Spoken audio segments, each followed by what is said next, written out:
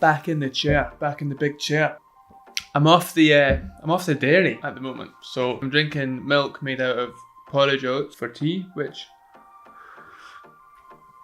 tastes like dreams dying, but I think I'll get used to it. Last time I was here, we talked about the Lumix G9, and there is going to be a full-on review of that at some point. If you want it, tell me if you do. But today we're talking about one of the more basic cameras in the Lumix range. It's called the Lumix GX800 if you're from the UK.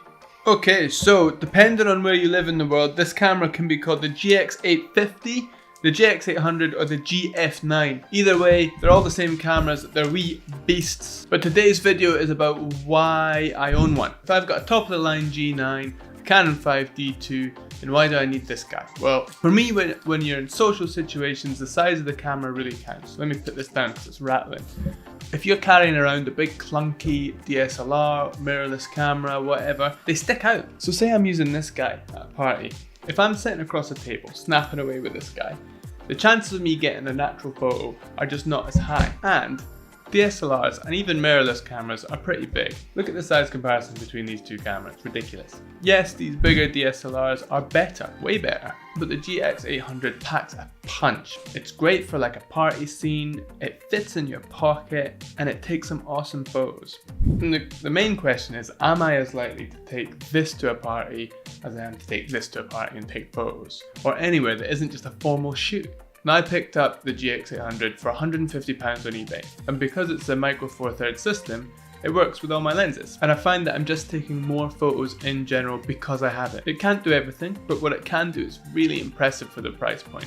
So here's some example shots that I've taken in the first week or so of having the camera. And what I would say is if you need to take photos for your business's social media account, or you just want something informal for party sessions or lifestyle, then this is a great choice. You can get set up with this with a couple of different lenses for a couple of different scenarios for less than 300 quid, and the quality that comes out is awesome. And even more than that, the image files themselves are big enough to print, and if you really want it, it shoots 4K video. You'll often hear photographers say things like, use the best camera you have.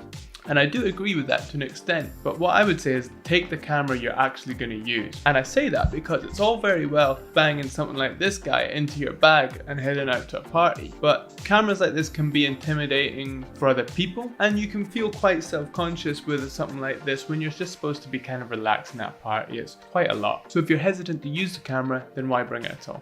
So I guess the moral of the story is if you want to take more photos, you want to take better photos, get more practice in it, and have a variance of equipment that you're willing to use it in different scenarios. I'm going to keep shooting with this little guy, and I'm going to start posting more photos on my Instagram that I've taken with this camera and see what I can actually get out of it, out of such a cheap setup. So I'm really grateful that these cameras exist that are low end on the price scale, high end on features, and boast interchangeable lenses. I'm never going to use these little compact cameras on a professional shoot, you know, maybe for some behind the scenes stuff, but even if it's your third or fourth body, if you're more likely to take photos because you have something like this that you can just stick in your pocket or on your backpack and head out the door, then you're more likely to be improving your photography week on week. And something I see a lot is photographers who work a lot not taking any photos in their spare time, and that's a bit sad. Anyway, I've talked enough about this camera. I think it's a great idea, not because it's an amazing camera, even though it is for the price point, but because it's going to get you taking photos every day. And that's something really important if you want to get better and better and better. You know, I would still put myself down as a very average photographer, and I'm learning new things all the time, but it takes a lot of practice just to develop your eye for photography. There'll be another video next week on something else equally patronizing, so tune in for that. I hope you enjoyed this video, and I will see you next time.